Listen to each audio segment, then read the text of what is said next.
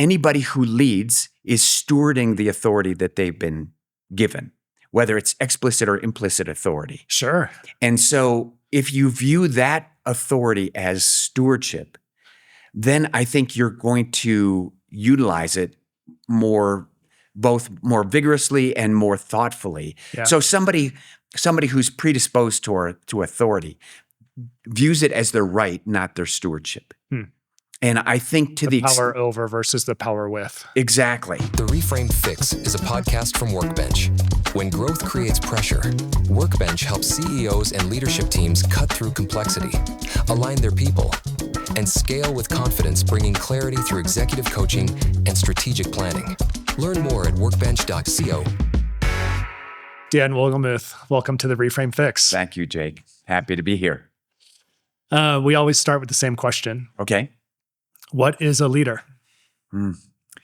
Really simplistically, a leader is somebody who has followers. Huh. So, I think at times we overanalyze the fact that we have to have these leaders that are on pedestals, but all of us are leaders at a certain level because people follow us. So understanding both the opportunity and the responsibility of that right from the start, I think is really essential. Wow. I had not given you that question before we started, and that felt like a very well thought out response. Here's the long story to that. Yeah. So I have a relationship with a man named Bud Muller who worked at Accenture and Booz Allen Hamilton, really significant resume. Yeah. And I asked him to come lead a leadership seminar for me. And I expected PowerPoints and all kinds of things. Right. He stepped to the front of the room and gave that very definition. And it landed with me because this was good to great sort of era, and I'm expecting a really profound perspective. Right. And Bud basically said, if you have people following you, you're a leader. Yeah. So consequently, take it seriously, whether you're leading a Fortune 500 company or leading a family or a neighborhood association or something. Right. Yeah. Who follows you? That answer is complicated in the sense that there are, and I don't mean this to sound quite as transactional as it might sound, but multiple constituencies for me. Yeah.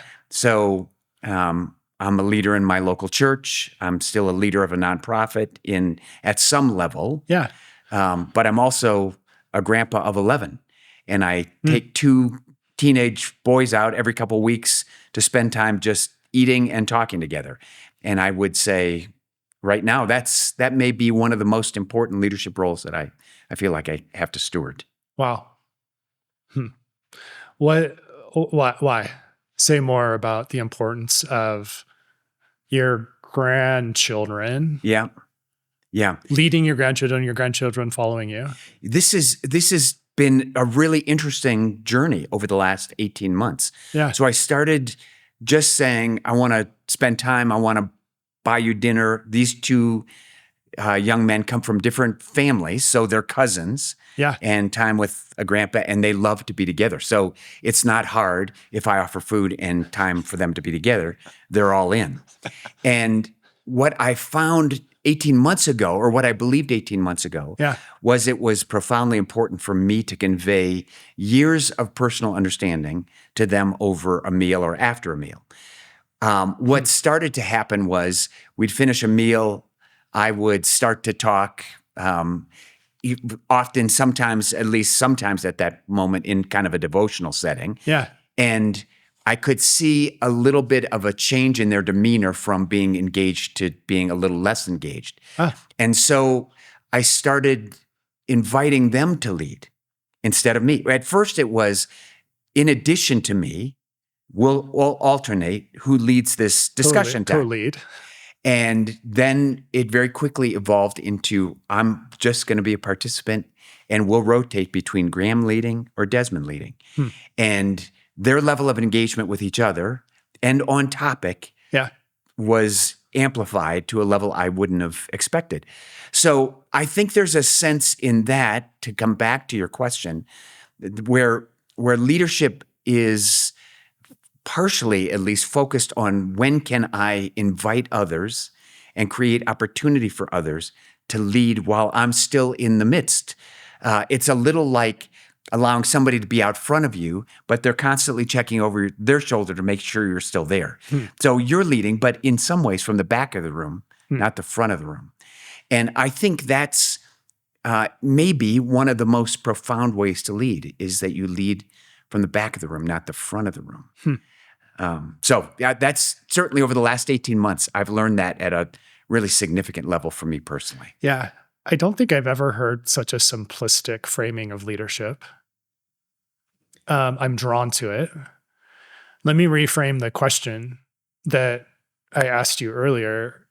Who are the leaders? You mentioned Bud? Yeah, Bud. You mentioned Bud. Who are the leaders that you have followed? And and why? And so what were the characteristics, or what are the characteristics? What are the virtues that you saw in them that you said, yeah, I'm willing to follow you? This is an interesting question, Jake, because there are times we follow full on, but because it's required of us to follow. So I learned really significant leadership lessons through my experience at General Electric. Yes, it was volitional, but my requirement to follow the leader was anchored in stock options and employment the following year. Yeah. So one of the most profound leaders. You were incented to lead. Exactly. And or to follow, pardon me. Which in many ways is the corporate model. Yeah. So we're going to make sure that you follow because we're going to incent you to follow. And the downside of that is you won't have that opportunity to lead in the future. So I learned many of those leadership lessons, both good and profoundly bad, during those 9 years with General Electric. I've thought about that frequently since then. Yeah. And a leader that said to me at one point, you and I often behave the same way. The difference is you're motivated by something completely different than I am. So he would seek to inspire people, whether through finances or through career opportunity. Yeah. He would inspire them that way, and he would see me engaging with that population of employees. So at that point in my life, I had roughly 35 programmers and systems analysts, a part of my team. Yeah. And I cared for those people, and that inspired them in many ways more than stock options and a bonus.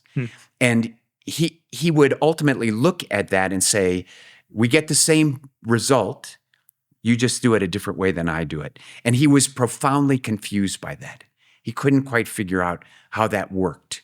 And he wanted, in some ways, to mimic it without the investment of emotional energy. So he would say to me, I need you to say this for me because you can inspire these people. And then he would come after the fact with resources, money, career opportunity. In some way or at some level, there was some self-awareness that, hey, you, in whatever way, were a more effective or let's just call it a better leader. But at the same time, there was a lack of self-awareness that might have shown him, like, what's getting in the way of me being a more effective leader like Dan is. Yeah, and with real clarity, what I have over time come to learn is that his abruptness, his complete willingness to be transparent all the time was something I needed to learn. So I didn't have the perfect equation either because I was very people-oriented. Yeah. And at some level to a fault, because this is the era of General Electric where you had to rack and stack all your employees. Yeah. This is Jack Welch era, yeah. Exactly. Yeah. The very tail end of the Jack Welch era. And what I came to realize, this business that GE acquired, they kept their hands off of until it started to bleed a little bit. Yeah. And then they stepped in with their own leadership structure. And what I realized was, particularly those early years of that sort of influence, I had to learn to be honest with people enough to say, I care about you individually, but you have a job to do here. And I want to help you do that job well.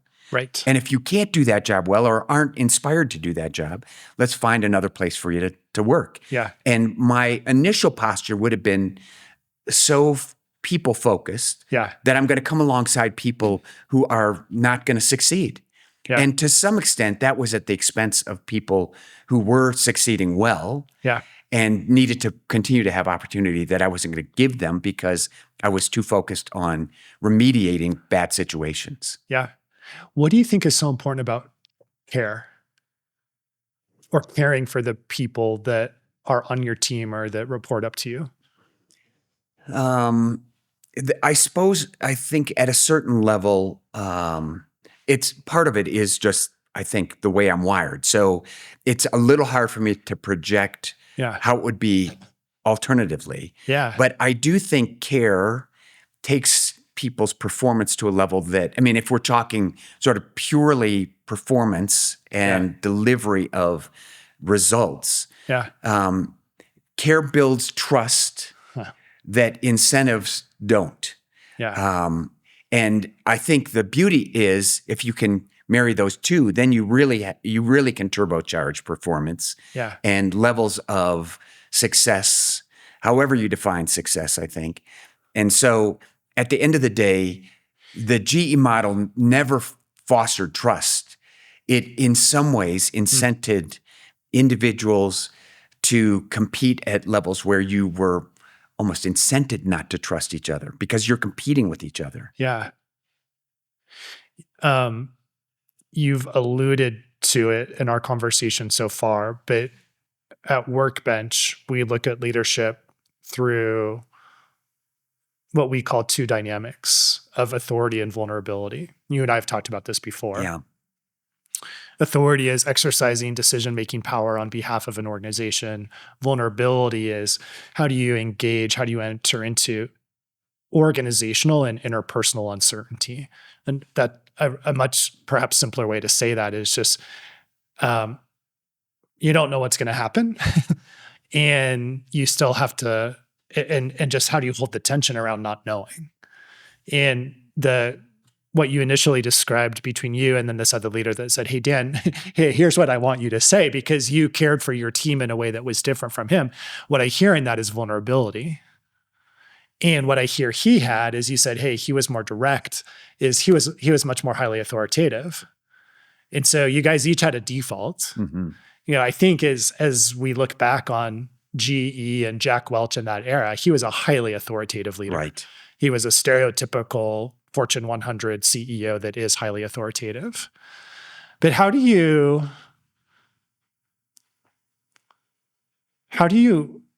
care for people? And so let me back up just for 1 second more. So we talk about a leader is in a state of thriving, or they are experienced by the people around them, the people that they lead, their peers, as being in a state of thriving if you're able to embrace both dynamics appropriately and contextually. So every situation is different and it requires different levels of authority and vulnerability.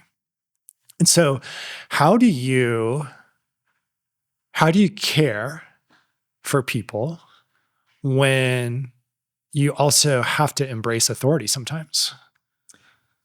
I love the definition you just walked through. Yeah. And in many ways, feeling, even as you're describing it, sort of the internal tension to say, and having experienced care to a fault. Yeah. In situations where, I'll give you a perfect example, where I'm caring for somebody, going through an annual review process. Yeah. Coming to the conclusion after a review that this individual had become, to some extent, toxic to the other employees that they were working with. Yeah. So one-on-one, I enjoyed this person, but in community, they didn't function well. Yeah. So I had a conversation to release this person to first sort of, here's what I'm seeing. That's a nice way to frame it. Except that here's the problem. Their initial reaction was, wait a minute, you care about me. Oh, And I've seen in my performance reviews that you have a belief that I can succeed and so on. And this is where vulnerability and care for individuals can become a mixed message at sort of the kindest level and maybe antithetical to what needs to be said. So I feel that tension on that one hand, care for individuals, but realizing that anybody who leads is stewarding the authority that they've been given, whether it's explicit or implicit authority. Sure. And so if you view that authority as stewardship, then I think you're going to utilize it both more vigorously and more thoughtfully. Yeah. So somebody who's predisposed to authority views it as their right, not their stewardship. And I think to the power over versus the power with. Exactly.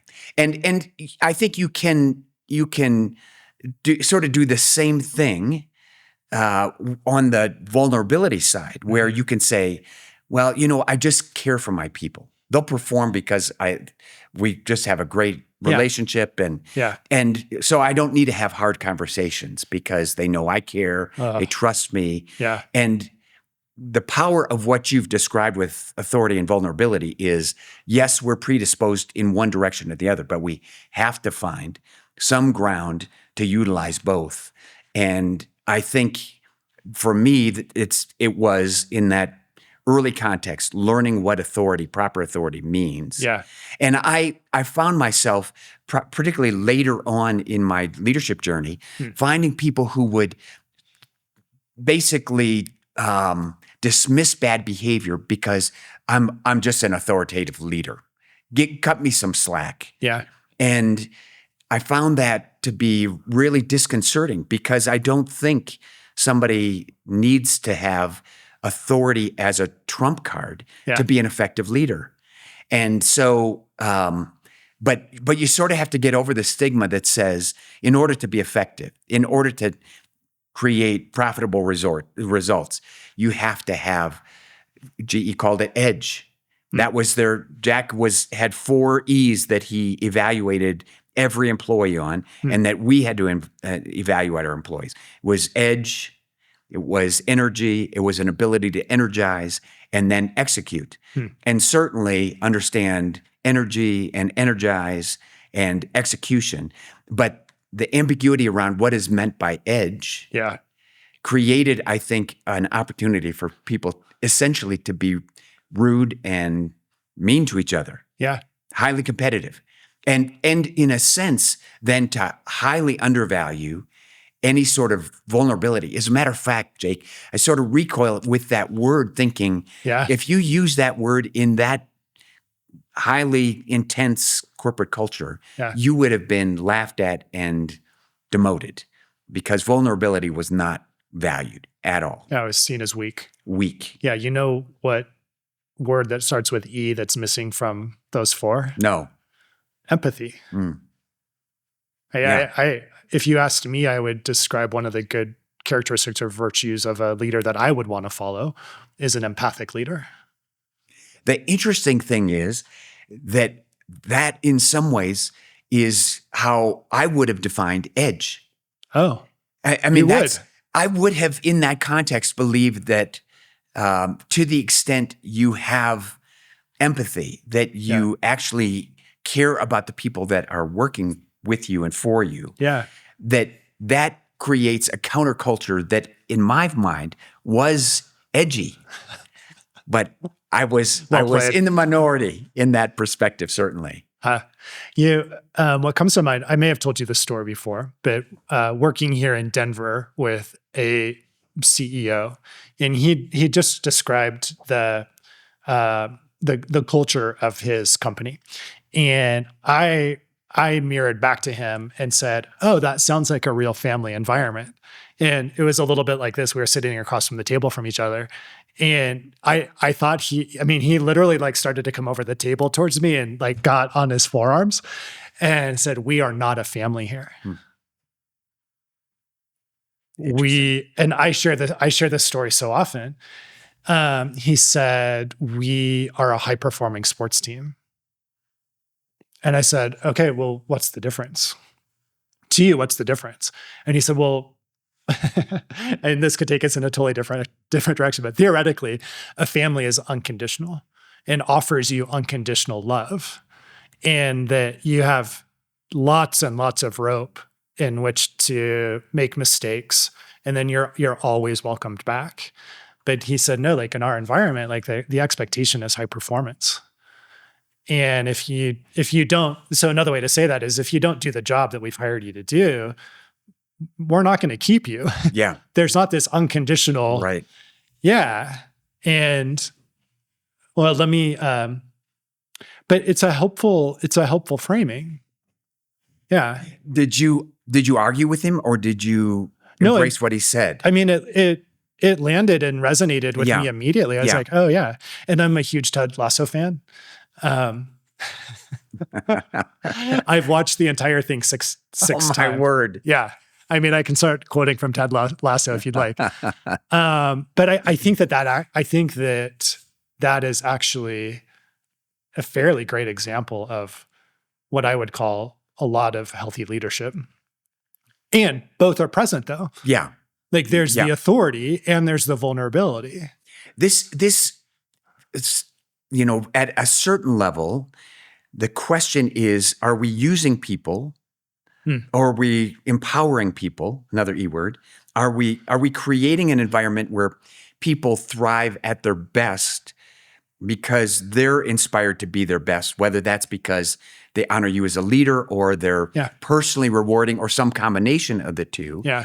And if I'm using you, not so much so you can thrive, but so I can thrive. Yeah. That shifts the focus away from you to me. Yeah. And this is all about me. So at a certain level, you might be thriving, but it's not helping me. Yeah. So then you and I aren't going to work very well together. And I think in many corporate circles, particularly in the classic corporate days, that was all about how we functioned. Is you are going to use somebody to get what's best for you. And to the extent they benefit in the process, great. But at the end of the day, what's most important is me, my stock options, my bonus, my opportunity to have the next career step. Yeah. Who in your career, in your work experience, who has empowered you? Who's inspired you the most? Boy, it's a really interesting question. And I frankly was afraid you might actually go there. I can back up. No, it's really an important question to answer. Yeah. And some of it is going to feel maybe a touch cliche. So I watched my father, who came out of rural Pennsylvania, walked behind a plow that was being pulled by a mule, and dreamed about what could be outside of Lancaster County, Pennsylvania. Yeah. And I watched him without exploiting people thrive in the various environments he was a part of. So he bought an NAPA, bought an auto parts store, but then he also pastored a church.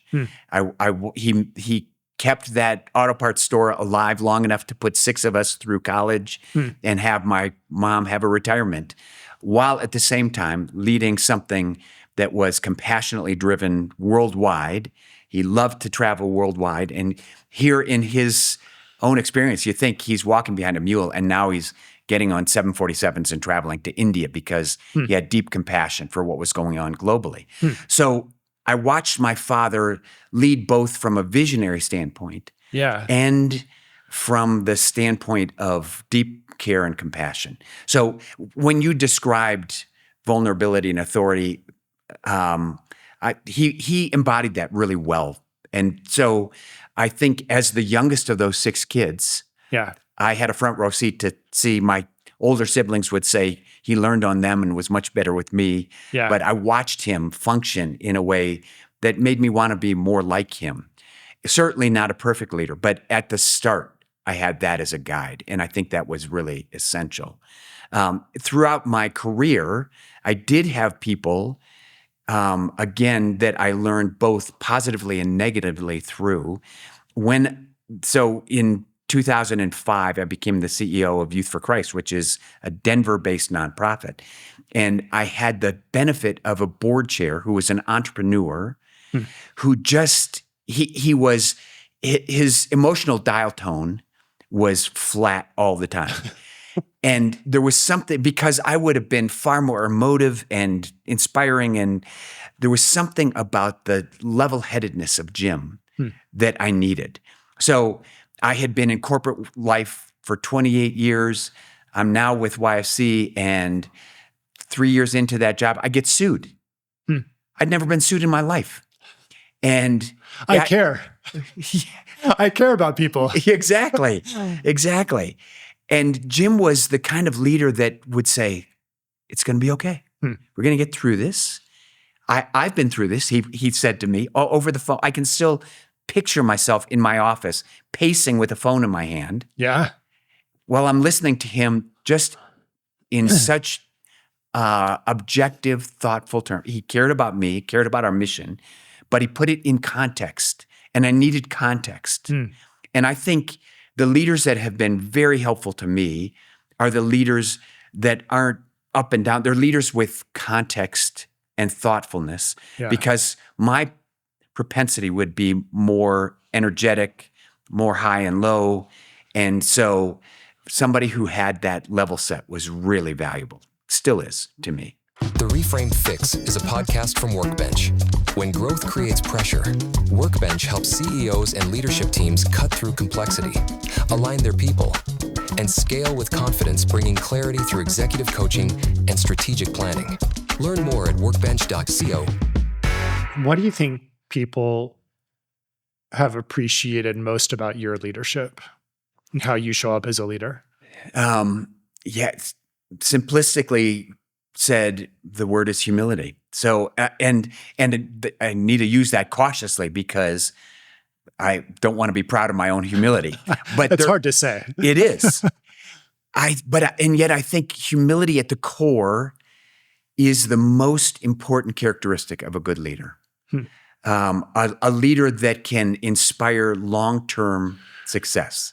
And so whether that shows up as Dan's teachable, Dan's willing to say he made a mistake, Dan's willing to change direction if he thinks that he didn't have all the necessary information at the beginning. Yeah. I would be hard-pressed to think of any characteristic that I think is more important in a leader. And I think when I show up humbly, that's transcendent for people. That's inspiring for people. Now, again, there are times that you can be too humble. Shucks, I don't want to make that decision. You make that decision. Yeah. But I think to the extent you humbly approach a problem, and then with the authority that you've been granted or stewarding, then you make that decision. People appreciate that. Yeah. Well, you bring up, so to go back to the Workbench Both framework, and we talked about leadership and authority and vulnerability. When we actually talk about people, we talk about the dynamics of ambition and humility, and that you actually need both. So you've just described humility, but our perspective is that also needs to be balanced with ambition. Because in our language, what we would say is if you over-embrace or you over-index on humility, is you can start to drift. Yeah. It's like there needs to be a certain level of ambition there. What I'm curious to know is, so if that is your greatest leadership strength, what's an experience where your embrace of humility, you can look back on it and say, oh, that's one of my greatest leadership experiences because I was able to lean so well into this strength that I have? Well, I'm going to twist it a little different direction because of how you framed it. Give me again the polarities with humility and ambition. Okay, so I'm part of this nonprofit organization. I've come out of 28 years of experience. I think the board hired me in some ways because they assumed, this guy's got 28 years of corporate experience. He's going to come in and he's going to tell us what to do. Yeah. And we were an organization that needed somebody to tell them what to do. YFC was in trouble financially. There was an enormous amount of autonomy in local chapters. So nobody is saluting even for the right things. You're just sort of coexisting. But there isn't an interdependence that you want. There's independence and then sort of a coalescing around brand and name. And so I think I found this necessity to approach problems with humility. But there were times that the organization begged for decisiveness without expressing it. They needed somebody to help define where we were going to go, or we weren't going to continue to exist. It was really a function of self-existence at the end of the day, survival. And one of those coalesced around a definition of what we meant about what we meant a young person was. So we had chapters across the country that defined young people as 2-year-olds that were in the foster care system. And we had other chapters in the country that defined it as 35-year-olds that were going through vocational training. And that made it impossible organizationally to replicate, to, in a sense, hold people accountable, to support, to scale. And so at a certain point, we started working on definitions and said, well, in our context and based on our history, young people means 11 to 19-year-olds. And my entire senior leadership team saluted, thought this is great. We can tell local chapters, 150 of them, we'll resource to this, we'll support you, we'll create a level of national expertise that we can support you with.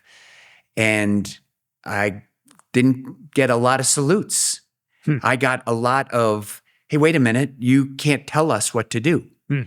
And the defining moment for me in leadership in YFC was that moment where I was forced to say, this is who we are. If your call is to 2-year-olds in the foster care system, God bless you, go do that, but don't do it as Youth for Christ. And I had boards, local boards that had me on Zoom calls basically saying, you need to grandfather us in and you can't really be serious about this.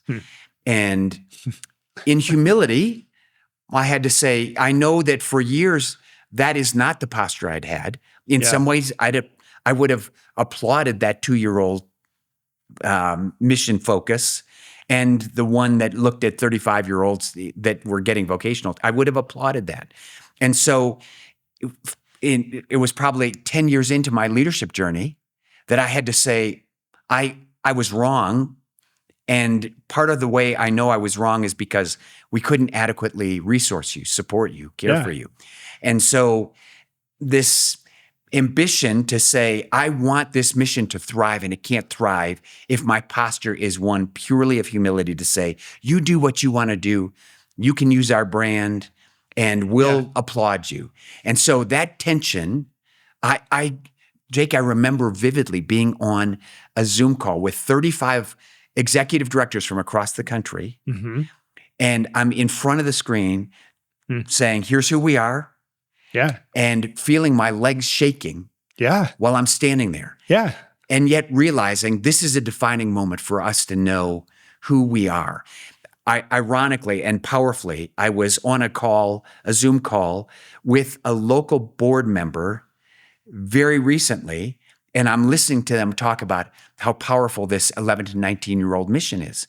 And all I'm thinking is, I had to push this through my own predisposition not to push it. In a way that found sort of the balance that you're describing. You're describing a challenge that I hear often in the people that we work with, which to name or to frame everything you just said in maybe more business language, it's your ideal customer profile. Exactly. And you had two very different profiles that were creating tension because to your words is that you resource them completely differently. Right. But it pulls the organization in different directions. The two, well, what is our ideal customer profile? Is it the 2-year-old? Is it the 35-year-old? Or is it the 11 to 19-year-old? And the interesting thing was that what forced that to happen was the assertion that in the United States, there are 40 million 11 to 19-year-olds. There are lots of them. Yeah. And we as a mission decided— Target, total addressable market. Okay, exactly. And we decided that we wanted to be in relationship with a million of those young people. Yeah.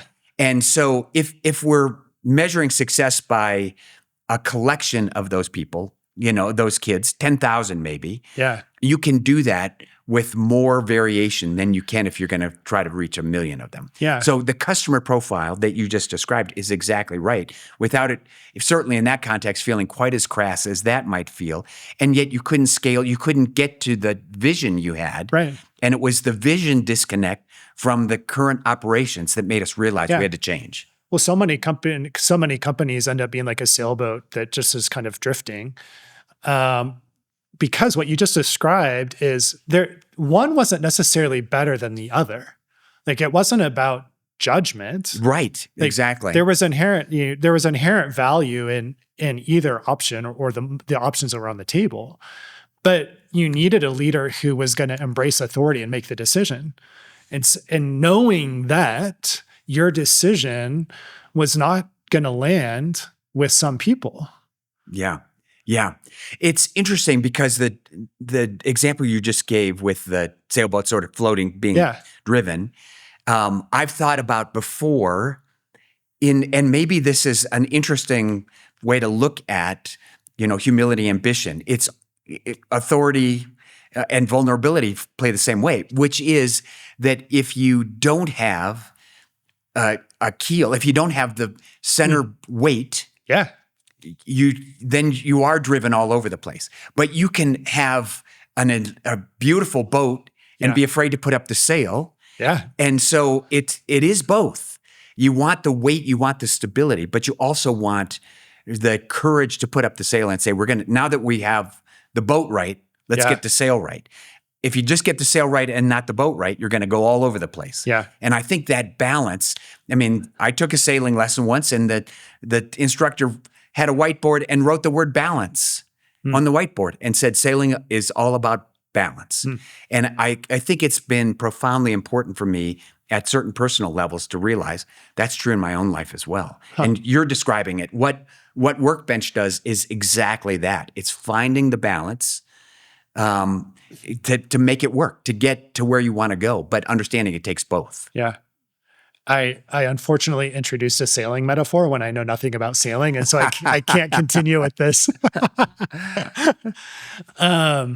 What, if you're willing to share, what is, I'd love for you to share a story or experience where it's like, man, that just feels like one of the biggest leadership missteps I've ever taken.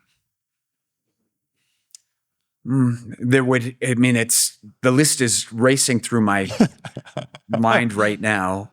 And I think in part, I'll hit on a couple of things. One being acquiescing to a leadership mandate, so sort of back into the corporate world where you acquiesce for the sake of that stock options or a bonus or continued employment. Yeah. Maybe even a personal opportunity to achieve or to progress. Yeah. And doing it out of a sense of compliance, not belief. Yeah. And consequently, then you lose the currency of trust when that happens. And so it doesn't take but a very short period of time for the people that you're leading to realize that your motivation is different than maybe what you started out as. I believe in you. You can succeed. We can do this together. Now it's, I need you to succeed because I need to succeed. And I think in those late years with GE, I felt trapped in that. I didn't feel the courage to say, I'm going to step away from this. And I stepped away from GE to take another corporate job that I felt like I would have more opportunity to shape a large technology department for a very significant civil engineering firm in the United States, a wonderful firm. But there again, it was a bit of a stodgy organization, and I found myself unable to deliver on promises I wanted to make to my employees.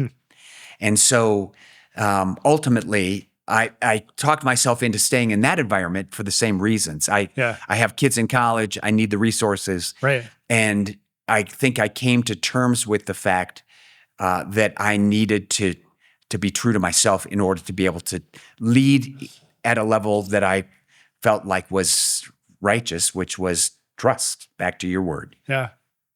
Can I share an observation on that? Sure. So you use the word acquiesce. And so if we go back to that leadership framework with authority and vulnerability, we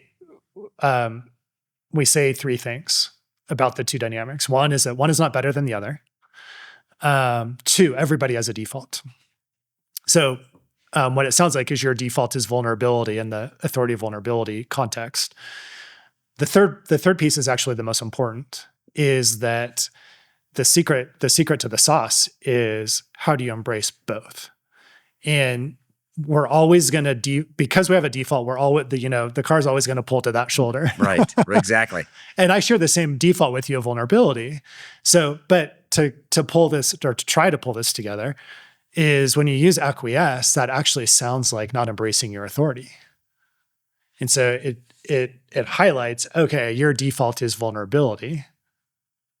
And instead of embracing that authority and saying, no, like I need to make this decision, even though I feel like, hey, I might have my hands are tied or I've got handcuffs on because I've got this salary and my kids are in college and blah, blah, blah, blah. And yeah, it's just like, I think authority has a negative connotation in our culture, and for good reason. Mm-hmm. But as with anything, there's a strength and then there's a dark side or a shadow side. And it's always how do you leverage the full strength of it, but without falling over and into the dark side of that. So in that, with that understanding, is acquiesce a word that you would avoid? Because it isn't sort of a volitional decision to exercise authority. Well, it has a negative connotation. It does. I agree. Yeah, it's in a sense complying without agreeing. So you end up acquiescing. Even though I don't think this is the right thing, I'm going to do it. And there is some element of that, but I appreciate, in a sense, the pushback to say, at some point, you do have to embrace what is not naturally muscle memory. And muscle memory for me would be vulnerability. Right. It would be humility. Right. But again, realizing it can be at the expense of some very productive and very important characteristics. And at some level, if my lead is vulnerability, humility, my people know I care. They just also need to know that I'm in control, that I have the authority or the courage to make hard decisions. Otherwise, they're going to look for another leader to do that. Even if they want you still to be in the role you're in, but they're going to look past you to a board chair, to another leader to make that call. That's not a healthy environment at all. Yeah. So often I've seen this, and you probably have too, this story play out over and over and over again, is that there's somebody on the team that doesn't fit for it can be a number of different reasons. Hey, their performance isn't there. Hey, it might be something personality related.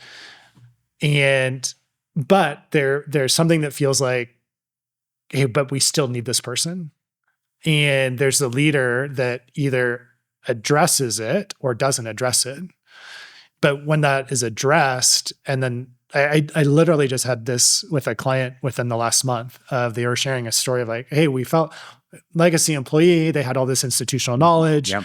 Hey, we felt like, what were we going to do if we let them go? They just held too much institutional knowledge, and the pain of recovering from that was going to be too big. So there was a lot of hesitation in making the hard decision to let him go. And then as soon as that person was let go, it was just like this expansiveness happened where the rest of the team said like, oh, The CEO saw what needed to be done, embraced the authority, made the decision. It was a hard decision. Yeah. But it needed to be made for the collective benefit of not just the team, but the organization as a whole. It's good. There is this sense where, and maybe again, this is more descriptive of my own personality, but a tendency to avoid tension. And what you describe, particularly in the workbench model, is this understanding of tension and the importance of that interplay. But again, I think often our human characteristics are to avoid tension. So I'm going to move in my muscle memory direction, my natural tendency to move toward whatever, and not live with the tension that I have to keep in this context, both authority and vulnerability. I mean, that's part of, I think, what I've had to learn over the years. And it isn't always easy to learn. And the example you just gave, not everybody applauds. So you release that employee, and there may be fallout, and it may be immediate. It might last for a while. So it isn't as though I'm going to do this and everybody's going to applaud. Some people you're going to get mail. I've gotten that mail, and you find yourself second guessing. But then, and again, not that you wouldn't say, well, we need to adjust this, change this, communicate it differently, and so on. So you can learn from that. But if you're looking for the decision that's going to make everybody happy, that's not always the way this works either. Yeah. Is leadership inherent? Is it intuitive, or is it learned? I'm sure this is not a good response, but it's some combination of all of those. So I do think that you see people who are naturally leaders. Yeah. So I'm watching this right now with 11 grandchildren, all in the Denver area, ranging in age from 18 to 7. Yeah. And it isn't necessarily the 18-year-old that's always leading that group. Yeah. And so there are people that you see at that level that are just predisposed to have people flock after them, whether that means they're the most charismatic. Exactly. Exactly. Yeah. Winsome. But there are individuals in that group that need to learn or are learning what it means to be a good leader. Yeah. When to raise your voice, when to say, no, that's not a good idea. I'm going to do this idea. Particularly as you give that collective group more responsibility, more authority, they're prone to hurt themselves at a certain level, make bad decisions. If you don't help the individuals who have wisdom in there learn that they need to be able to express themselves, use that authority, use that voice, use that wisdom in a way that helps the collective group. And I think that's true in corporate environments as well. That sometimes the people that are the most intuitive leaders, the ones that are maybe the loudest, maybe the most vocal, maybe the most extroverted, charismatic that you said, find themselves in the front of the room. But what you want to do is amplify the voice in the back of the room, because that represents a perspective that would get lost and consequently could be really dangerous for your organization. So I think one of the characteristics of a really good leader is somebody who can listen to their team well enough to know which voice needs to be amplified and which one needs to be muted or overpowered at certain times, and being able to not just sort of succumb to the natural perspectives of that group, but to basically say, I need to hear from you, Graham. I need you to say, and bring that voice to the front without, in a sense, embarrassing the person who's more charismatic. Yeah. You've talked a lot about your grandkids. You also have 3 kids. I know them in different ways. I know one much better than the other 2. One is a CEO. And then the other 2 are in business together. And so for all 3, they're business leaders, and their leadership characteristics, their leadership virtues that you see today, when did you start to see those emerge in them as children, or did those things start to emerge when they were adults? I saw them emerge as children, but not in the context of leadership, but more in the context of how they were predisposed to make decisions or to interact with friends. So I'm not seeing it necessarily and thinking, well, that's their leadership characteristics. I just saw them That's who they thrive are. in different ways as who they are. Yeah. And where it's very interesting, Jake, because they've all now landed in spaces that I didn't, which is more entrepreneurial, less corporate, classic corporate, and more willing in a way to be very content and thoughtful in a space that isn't glamorous. Their organizations aren't enormous, but their influence, impact is significant. All three of them, and very different levels.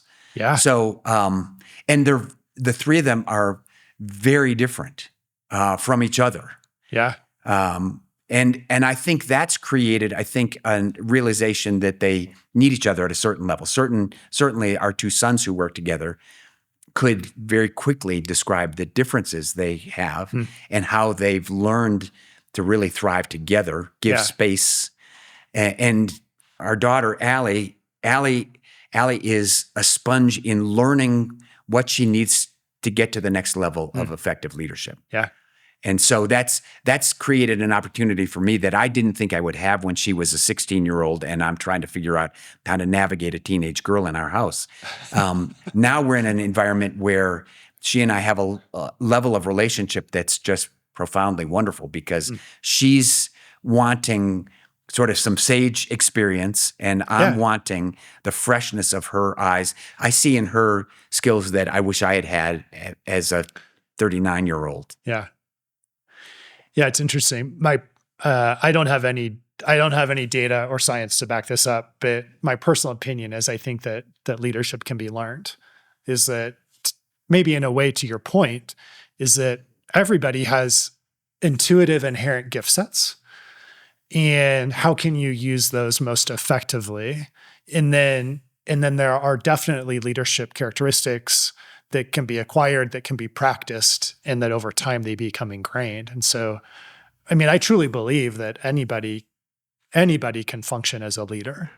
Well, this goes back to where we started, which was you asked me what a definition of a leader is. Yeah. And to the extent that my definition was anybody who has followers, the question is, do I want to be a good leader or just a leader? Or do I want to be really effective? And part of the measurement is that the people that I'm leading are thriving as well. They're the best version of themselves when they're with me, in a sense. Yeah.